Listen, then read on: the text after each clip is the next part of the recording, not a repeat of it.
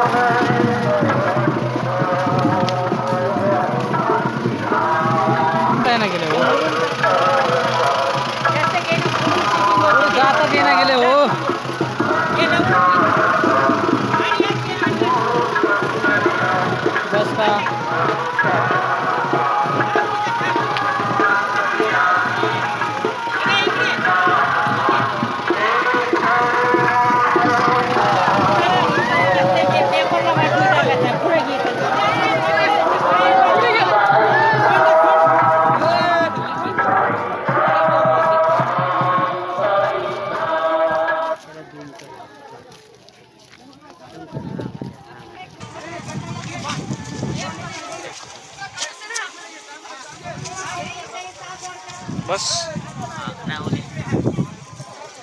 नरंगल येथील बुद्रुक नरंगल तालुका देगलूर जिल्हा नांदेड मैतासाठी जाणाऱ्या लोकांची एकदम